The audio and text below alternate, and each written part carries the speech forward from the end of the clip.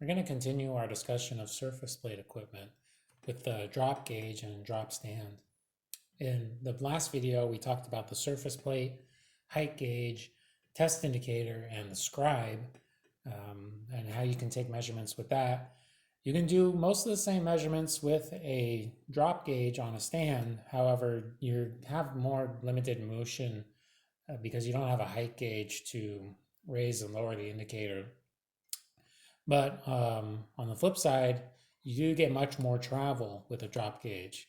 You're going to get about an inch of travel or 2 inches, sometimes even as small as a half an inch, but it's still much more than you get with a test indicator. So that's one of the big advantages of using a drop style indicator.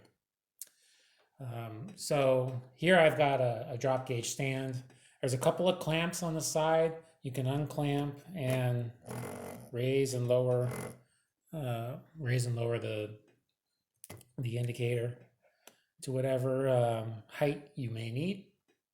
You've got a granite block, and what's most important basically is that the drop gauge is perpendicular to the flat surface. That way everything will be an accurate measurement moving up and down.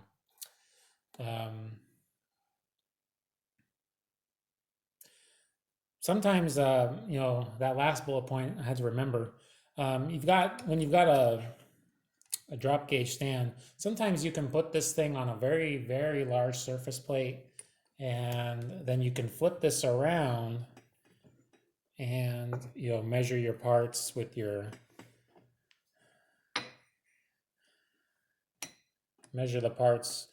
drop gauge and the part resting on this surface plate, and make sure that this is perpendicular to the other surface plate.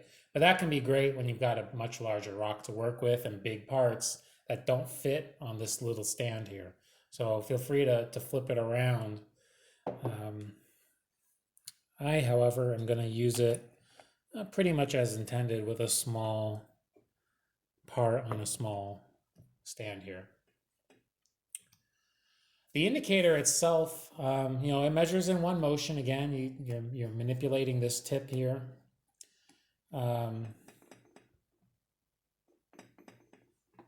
Get rid of that rattle.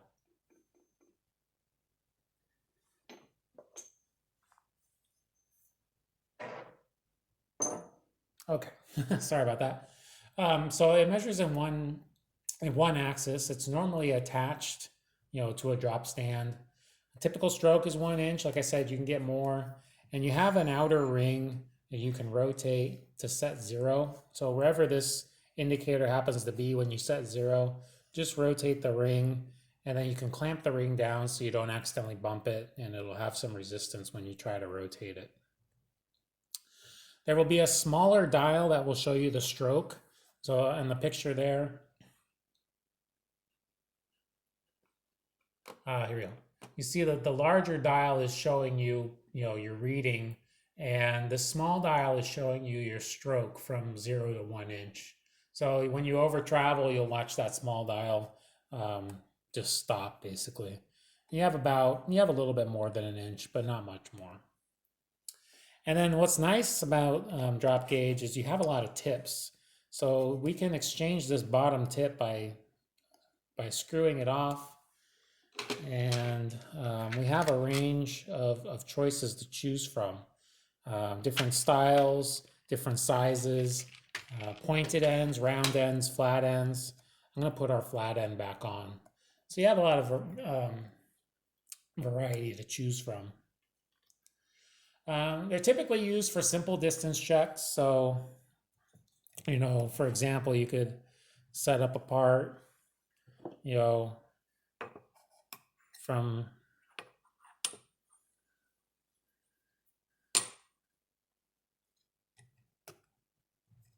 you could set up your part and drop it to the base, set your 0, and then tell you the step height here, the next step height, and the next step height is as much as you can achieve. Yeah. Flip this around. So you can get that step height, and you can keep going until you run out of travel. But your limitations, of course, are the travel and the anvil tips.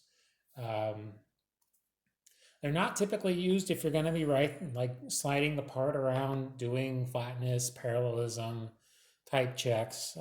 That's when you're going to go back to using the test indicator because it's better suited for that. It's also not typically used with a round part. Here it is. With a round part and a V block. Just because a test indicator, again, it works a little better for this application than rotating it with a drop indicator. Although I would say about 25% of the time, I do find it's easier to use a drop indicator. It just depends on the situation. But again, you're dealing with a little balance issue sometimes and how much weight is applied by this moving indicator, whereas really no weight is applied with a test indicator. But you could do some run out or circularity checks this way as well. And we'll cover all that again. As I mentioned, we're going to cover a video on V blocks and 1, 2, 3 blocks and how to integrate them into your inspections. And overall, this indicator, drop indicators tend to be very accurate. So feel free to use these interchangeably if accuracy is what you care about and you can do it with either gauge. Feel free to use either one. When you are setting up let me flip it around. When you are setting up the gauge, there is a clamp here that a nut or clamp or however that allows this gauge to pivot. So what you'll want to do is set up a 1, 2, 3 block when you're clamping this down, and just verify that you are perpendicular in all orientations of the block. You can use a machinist square as well if you have one. Either way, a nice 1, 2, 3 block or a machinist square will help you set this thing up perpendicular so that you're not at some extreme angle traveling and getting bad readings. Drop gauges themselves have many styles, more than just this one here. I have a couple more examples here. This is in the previous video, I showed this one. It's a 50 millionths resolution indicator. I think it has 15 thousandths of range, 0.015, and it strokes out, which is pretty cool. It's for very, very accurate machining. A friend let me borrow. He also let me borrow this one. Set this down. This is a 0.2 travel, and again, also very, very sensitive. Only has 0.2 of an inch travel before it strokes out, whereas most of the ones you're going to come across have 1 inch of travel. But what's really important to note is what direction the numbers are going. So on this this indicator on the right, excuse me for 1 second.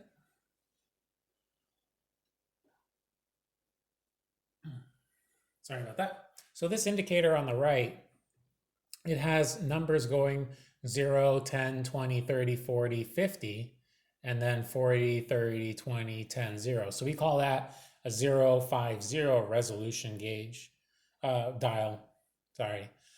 This other one goes 0, 10, 20, 30, 40, 50, all the way around to 100. And so we call that a 0100 dial. This one that I showed you before, it goes from 0 to 5 and then back to 0. Some of the gauges we're going to work with, let me see this one. This one's also a 0100. Some of the gauges might go 100 to 0. So they all have different styles and different secondary gauges, where they are and what direction the numbers go. And you just need to be aware of that as you're doing your math. What you're going to be doing is zeroing it, moving it, and checking which way, how far you traveled. Now, if you're zeroing it and going down, or zeroing it and then going up, will make a difference on which style indicator you have and how you do the math.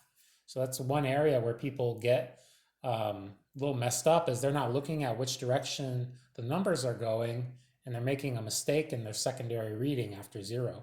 So keep that in mind. Really be certain of which style indicator you have before you try to go and do a reading.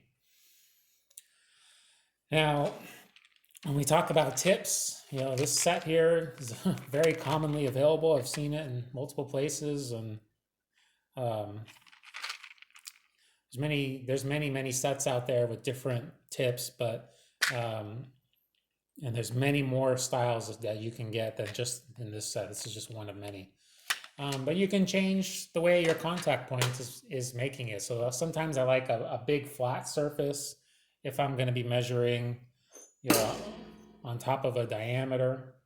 And I might like a pointed surface if I have like a really tight clearance that I'm trying to drop my indicator onto, and I can't have a big bulky indicator tip.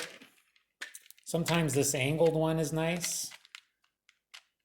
If you look in the middle there, the middle of the screen, there's an angled tip, and that will help you get into inside features, inside of holes, inside of slots. So when you use this one, that's a nice one.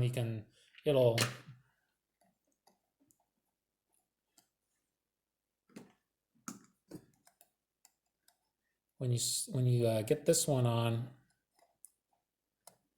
it'll orient itself in a fairly inconvenient direction most times, but you can switch your gauge around, and then if you needed to,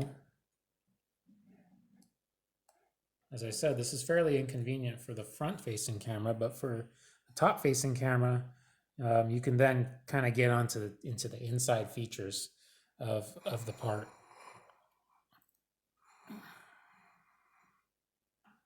So right now I could zero here on the granite rock, bring it up and find the bottom of the hole, and then use the radius of the hole.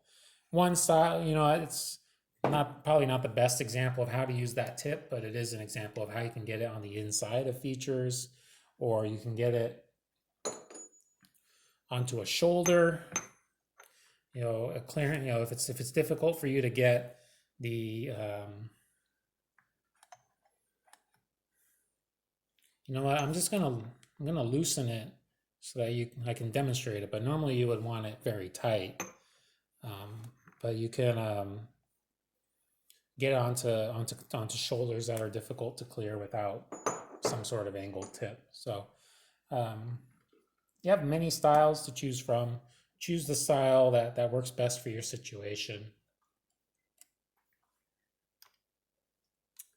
And when we talk about calibration, it's pretty much the same as when we did the test indicator. You're going to use multiple sizes of drop gauge within the working range. So I'm going to grab a tip. And once you use your machinist square to get you in the ballpark of vertical, we're going to grab a few blocks. How about we grab the 0.30, the 0.60, and the 0.90, 0.80. And we're going to check the indicator travel. So first of all, I'm going to zero it on its granite.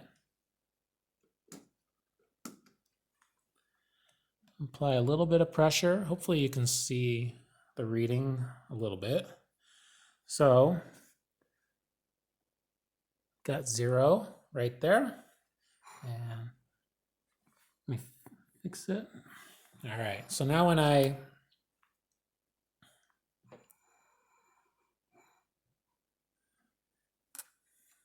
go to take a 30 thousandths or 0.3 of an inch, that way,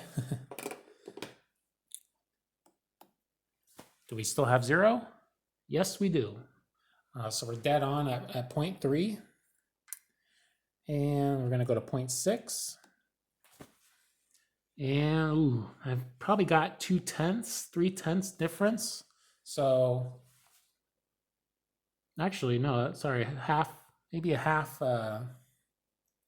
different. I know you can't really see it on the monitor because of the error, parallax error, but let's look at 0.8. Oh, and we're back to 0. So let's take a look at that 0.6 reading again. Maybe the 0.6 was a little dirty.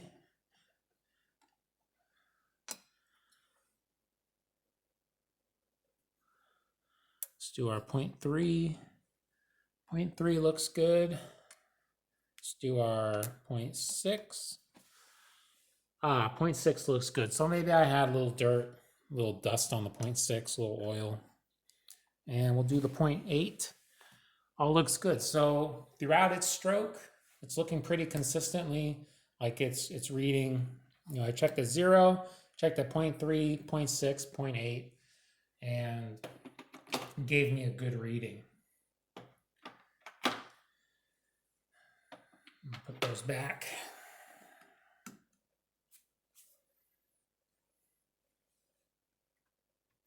And, you know, just to, before we go on the parallax error, just to reiterate, we use calibrated Joe blocks. And earlier I squared up my indicator so that it was moving up and down. So we're isolating just the movement of the indicator. We're not involving the clamp. You know, we're making sure that the indicator is perpendicular to the base, and you may need to verify the base is flat through its own calibration, because otherwise, if it's not flat, it kind of invalidates putting parts on it and then measuring. But just to verify that the indicator's in good condition, we did it with the multiple blocks. So I'm going to talk about parallax error. I've mentioned it quite a few times in this video and other videos. It has to do with reading dial indicators. You know, as you're reading these indicators, you want to be head on with it, looking straight at the indicator and where it floats over the dial. If you're coming at an angle, you know, you're looking at it from one side or the other side, it's going to give you a false reading based on what side you're looking from. And we call that parallax error. That's where, you know, two lines look like they're lined up because of the angle you're looking from. But when you look at it straight on, you'll see that it's two different lines that lined up. So in this example here, I've got some pictures. You know, you could get plus or minus 1,000th, really, sometimes more if you're at more extreme angles. One time, or throughout my career, I've seen a group of people standing around a gauge.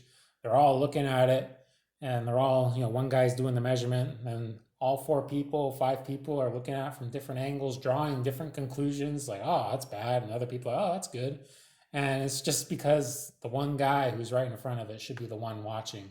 So when you saw me do the calibration, you saw me getting down and looking at the gauge directly instead of standing up here and looking at it.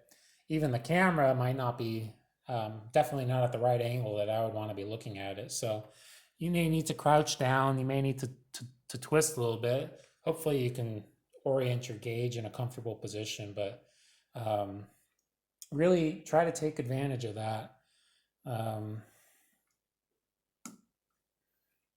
If we just try to manipulate our surface plate gauge, I'm reading, fortunately I don't have the ability to clamp this down at anything, but I'm reading at about 62, and if I rotated it around, I'm reading at about 63, and if I rotate it around this way and I move, just happened to be in the worst possible orientation, move these little go no-go flags. So I'm reading about 63 and a little bit, come to this orientation. Now I read about 64. And flip it over to this orientation. And now I read it at, yeah, a little bit less than 63. So that's what parallax error is. If you've heard me, you've heard me mention it quite a bit. It's can make a big difference if you have a tight tolerance, especially when you're doing rotational checks, looking for run out and stuff. That can also be a problem. So just be aware of it. Try not to let it affect you too much. So before we talk about best techniques, I'm going to do a few measurements with the drop indicator on our part here. So now that we've talked about it, I'm going to try to zero this.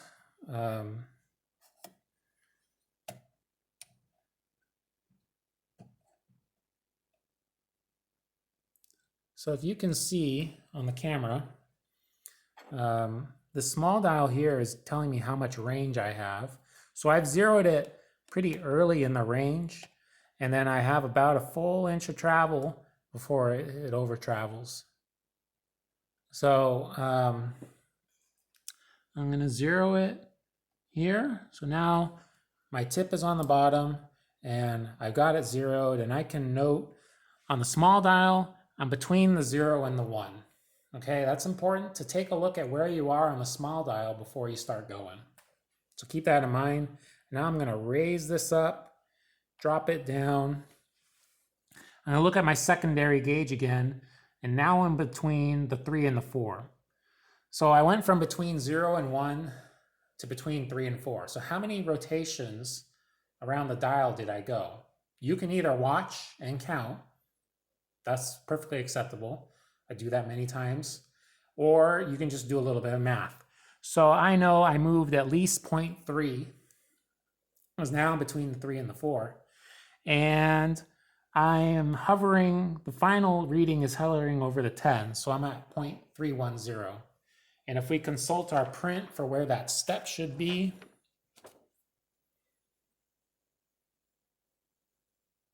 oh, here it is.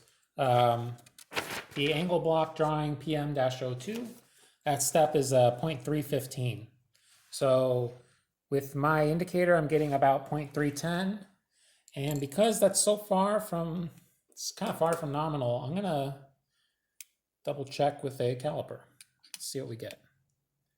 Get about 310 with a caliper. So my drop indicator and my caliper are confirming each other. So now back from 0, I'm going to go up to the next step, and I'm between the 6 and the 7, which means I've gone at least 0.6, and I've gone about 0.608. Sorry, 0.607 according to the indicator. And the drawing says I should be about 0.610 up here in the corner. So let's do one more verification with our caliper. Again, 0.605, 0.606, 0.605. So there could be a number of reasons for the difference. It could be the surface is a little out of spec. Could be that it's not parallel from the back to the front, but in reality, it's not all that bad. And it can be hard. It can be hard to check, with a drop indicator. You've always got to lift it, move it, and drop it back down. With a test indicator, you can actually slide things around and keep continuous contact. But you don't want to do that with a drop indicator, because a lot of times you'll unscrew your tip. All that friction cause the tip to unscrew and mess up your reading. So you'll see me lift it and drop it a lot. We'll do one last check on the middle there. And we are at 0.8, 37. And our print says we should be at 0.840. So it's been consistent. Let's do our caliper check. 836 and a half, 837. So we're consistent with our caliper. So again, remember, you're gonna either count how many rotations you get, or you're just gonna do the math from the small gauge and add those together. And my point earlier about different face styles. Oh, we've got to scroll through the entire thing, so bear with me. My point about different face styles, I've got a gauge that's set up for me to lift the part, and when I lift the stylus, the counter goes 10, 20, 30, 40, 50. But if I have the opposite style, if the number's counted backwards and I lift the stylus, it starts going 100, 90, 80, 70. That makes the math that much harder because you can't do a direct reading. Your last number, you've got to do 100 minus your final reading to get the complementary distance. It's tricky. So to demonstrate that, I went and zeroed from the bottom of this surface plate, and then I raised it up to get a depth. So we're going to do the opposite. We're going to zero on the top and drop down. And I will show you what can go wrong if you try to do it that way. Now our print is set up. If you look at our print, set up for datum A to rest on the surface plate. But the engineer could have easily put datum A on the top surface, in which case you zero on the top and drop down. So if we kind of look at our print, we say from the bottom, it's 840 to that highest step, I should say. 840 from there to there. So if you do 1 inch thickness, subtract that, what does that become? 0.160. So I should get 0.160 on my drop gauge. I'm going to verify that with my caliper. So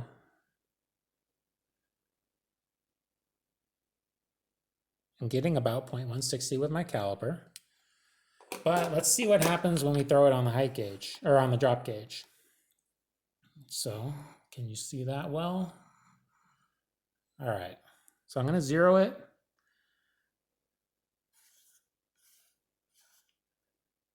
I'm going to zero it. And this time, to make things a little easier, I'm going to count how many rotations I got.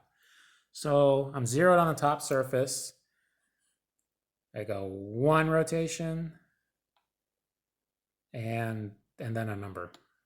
So my number reading is 38. So I might conclude, hey, 1 rotation plus 0.038, I moved 0.138. But if you watch the indicator, is that what actually happened? I zeroed here. I go one rotation, and then I actually go past the 50, 60. I actually moved about 62, so 0.162. So I'm not able to take a direct, just look at the number and see how far I went, because this gauge, this style of drop indicator is set up for me to always raise from 0, not to drop from 0. So just keep that in mind. There's many different styles. When you're purchasing, maybe think about what you're going to do most often. You're going to be dropping a lot. You're going to be raising a lot. There's other styles that go 0, 50, 0, which are symmetric in some ways. So you can go either way, but just keep that in mind. I can still use this gauge, right? I just got to do a little bit of extra math. So go ahead and review those measurements again. If you didn't understand that, watch how, actually watch the indicator move. And so that it will always tell you exactly how far it moved if you watch it and count. All right, so we're near the end of our discussion overall. Talked about test indicators, drop indicators, height gauges, surface plate. We're going to end our discussion with the best techniques for indicators, and specifically dealing with round parts, which we're really going to talk about a lot in the next video. But because we're spending so much time with indicators in this video, I want to set up for the next video the best techniques. When you're using a drop indicator or a test indicator, you need to be right on center line with round parts.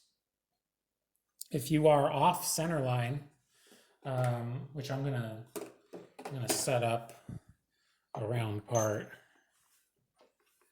so bear with me for a minute.